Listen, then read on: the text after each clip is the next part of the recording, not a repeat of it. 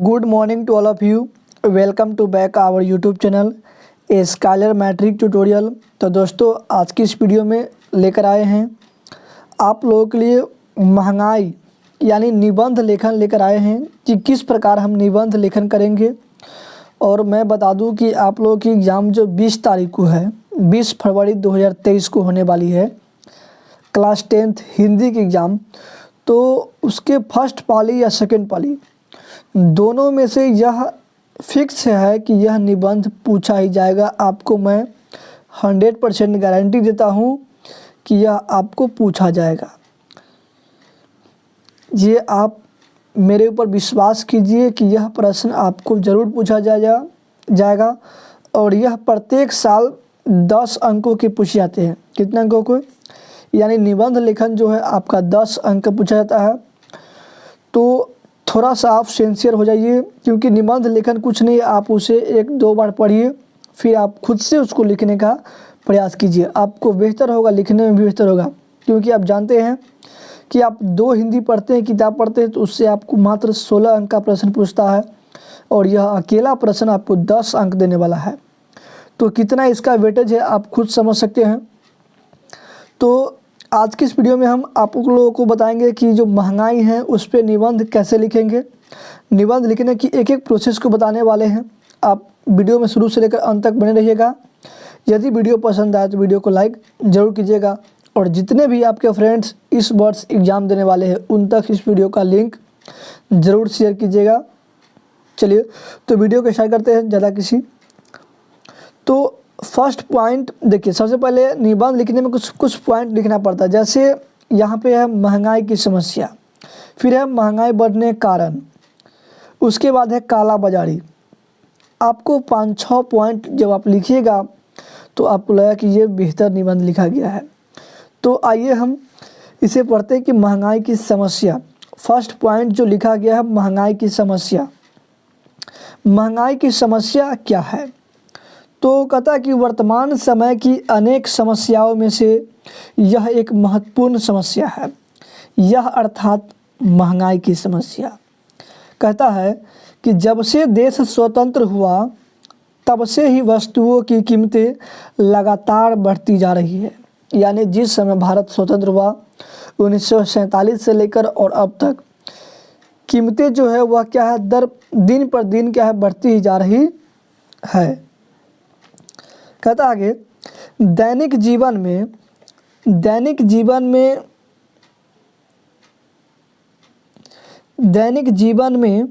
उपयोग की चीज़ें में कई गुना तक की कीमत में वृद्धि हो चुकी है। यानी दैनिक जीवन में जो भी उपयोग की वस्तु है उसमें कई गुना तक की क्या वृद्धि हो चुकी है। ये सभी क्या महंगाई की समस्या है। क्या है ये सभी? प्रॉब्लम ऑफ, जो आप समझ सकते हैं महंगाई की क्या है, ये सब समस्या है। अब जानते हैं कि आखिरकार महंगाई बढ़ने के कारण क्या है। इसे आप पढ़कर समझ सकते हैं कि आखिरकार महंगाई बढ़ने के क्या क्या रीज़न हो सकते हैं। तो यहाँ पर लिखे हैं कि बाज़ार में महंगाई तभी बढ़ती है जब मांग अधिक हो परंतु वस्तु की क्या हो, कमी हो। आप लोग देखते होइएगा कि कभी कभी बाज़ार में देखते हैं, सब्ज़ी खरीदने जाते होइएगा तो कभी कभी आपको लगता होगा कि बाज़ार में काफ़ी सब्ज़ी है तो आपको कुछ सस्ता सब्ज़ी मिलता होगा। लेकिन जब आप देखते हो कि बाज़ार में सब्ज़ी की मात्रा थोड़ी कम हो जाती है तो वहाँ पे महंगाई बढ़ा दी जाती है बनिया लोगों के द्वारा। तो वही कहते हैं कि बाज़ार में महंगाई तभी बढ़ती है जब मांग क्या हो, अधिक हो, परंतु क्या वस्तु की कमी हो। क्या वस्तु की कमी हो। कहता है भारत में स्वतंत्रता प्राप्ति के बाद से लेकर आज तक, भारत में स्वतंत्रता प्राप्ति के बाद से लेकर आज तक जनसंख्या में 3 गुना वृद्धि हो चुकी है। कितना गुना वृद्धि? 3 गुना वृद्धि हो चुकी है। इसलिए यह स्वाभाविक है कि 3 गुना मुंह और पेट भी बढ़ गया होगा। क्योंकि आप जानते हैं कि जनसंख्या अगर बढ़ता है तो उसका पेट भी तो बढ़ता है, क्योंकि लोग खाएगा भी तो, ठीक है, उनकी मुंह भी तो बढ़ता है। तो यही कहता है कि स्वतंत्रता प्राप्ति के बाद से लेकर आज तक जनसंख्या में 3 गुनी वृद्धि हो चुकी है। इसलिए स्वाभाविक है कि 3 गुना मुंह और पेट भी क्या हो गया होगा, बढ़ गया होगा। नेक्स्ट है, अतः जब मांग बढ़ती है, अतः जब मांग बढ़ी तो महंगाई भी बढ़ी, क्योंकि जिसे देखते होइएगा कि जब क्या होता है, जनसंख्या बढ़ता है तो महंगाई बढ़ेगा, और जब महंगाई बढ़ेगा तो क्या होगा, मांग भी बढ़ता है, यानी मांग बढ़ेगा तो क्या होगा, महंगाई बढ़ेगा। ठीक है, स्वाभाविक सी बात है।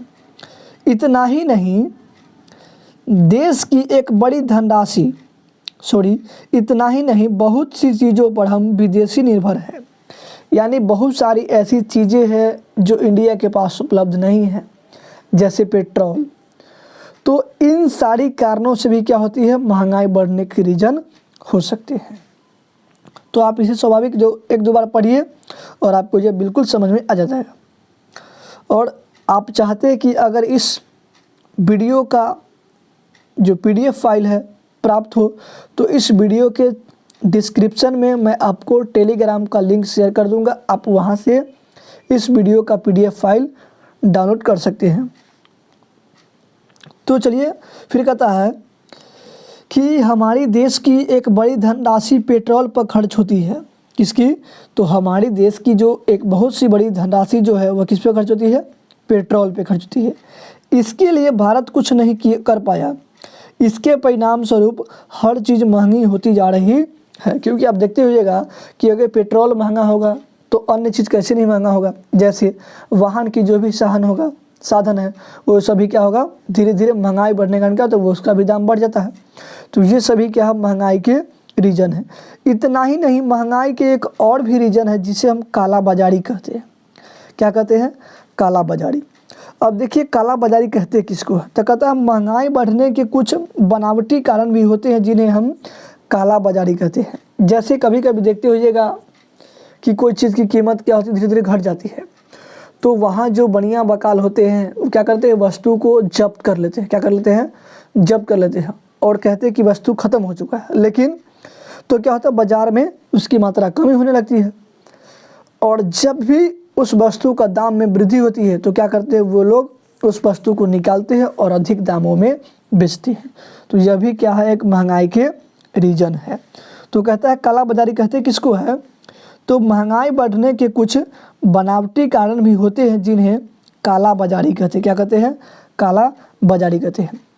बड़े बड़े व्यापारी और पूंजीपति धन बल पर आवश्यक वस्तुओं का क्या कहते हैं, भंडारण कर लेते हैं। यानी जो चीज़ आवश्यक है क्या करते हैं, अपने धन और बल के द्वारा क्या करते हैं, उस वस्तु को क्या करते हैं, भंडारण कर लेते हैं, जिससे क्या होता है, बाज़ारों में अचानक वस्तुओं की आपूर्ति क्या होती है, कमी हो जाती है। जिससे क्या होता है, बाज़ारों में उसकी आपूर्ति की कमी हो जाती है। तो हम कहते हैं क्या कि वस्तु की कमी हो रही है, अर्थात मांग बढ़ रही है लेकिन क्या वस्तु की कमी है, जिसे क्या बोलते हैं, काला बाजारी कहते हैं।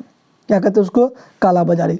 तो काला बाजारी किसको कहते हैं? जब साहूकारों द्वारा, यानी जो भी लोग हैं, जो व्यापार लोग हैं, वो क्या करता है, जब वस्तुओं को आवश्यकता से अधिक क्या करते हैं, जब्त कर लेते हैं और उसे आगे के लिए रख लेते हैं। तो क्या होता है, बाज़ारों में उसकी धीरे धीरे वस्तु क्या होती है, कीमत यानी आपूर्ति जो है क्या होती है, कम हो जाती है। जिससे क्या होती है, जो भी वस्तु होता है उसका मांग धीरे धीरे बढ़ता है, परंतु वस्तु नहीं मिलने के कारण क्या होता है, उसकी कीमत में वृद्धि कर दी जाती है। तो इसे क्या बोलते हैं, काला बाजारी कहते हैं। अब जानेंगे कि काला बाजारी के परिणाम क्या है। तो देखिएगा कि काला बाजारी के परिणाम क्या देखने को मिलता है। कहता है महंगाई बढ़ने पर सबसे बड़ा दुष्परिणाम गरीबों और निम्न मध्यम वर्ग के लोगों को होता है। ये तो अगर महंगाई बढ़ता है तो जो भी अमीर लोग हैं वो तो सहन कर ही लेते हैं, परंतु अगर महंगाई बढ़ती है तो इससे सबसे अधिक जो हानिकारक प्रभाव पड़ता है वह गरीबों को और निम्न मध्यम वर्ग यानी बैकवर्ड कास्ट के लोगों को होता है। इससे क्या प्रभाव पड़ता है, तो कहता है इससे उनका आर्थिक संतुलन बिगड़ जाता है। क्या होता है, इससे उन लोगों का क्या होता है, आर्थिक संतुलन बिगड़ जाता है। किनको? तो गरीब और निम्न मध्यम वर्ग के लोगों को, या उन्हें पेट काटना पड़ता है। क्या करना पड़ता है, उन्हें पेट काटना पड़ता है। आखिरकार क्यों पेट काटना पड़ता है, तो बच्चों की पढ़ाई लिखाई जैसी आवश्यकताओं की पूर्ति करने के लिए, लालन पालन के लिए क्या होती है, उन्हें भरपेट भोजन भी नसीब नहीं हो पाता है। ठीक है, तो ये सभी क्या है, महंगाई के परिणाम निकलता है कि महंगाई बढ़ने के क्या, अगर बढ़ता है तो उसका क्या रिजल्ट देखने को मिलता है। अब जानेंगे लास्ट पॉइंट है कि महंगाई को बढ़ने से रोकने की क्या उपाय है। अगर महंगाई बढ़ रहा है तो उसके रोकने के क्या क्या उपाय हो सकते हैं। तो इसका पॉइंट है, कहता है दैनिक जीवन में दैनिक उपयोग की वस्तुओं की कीमतों में वृद्धि रोकने के लिए सरकार को प्लस की जो भी लोग हैं उन्हें ठोस कदम उठाना चाहिए, ठोस उपाय किया जाना चाहिए। तो कहता है दैनिक उपयोग की वस्तुओं की कीमतों में वृद्धि के लिए ठोस कदम उठाना चाहिए।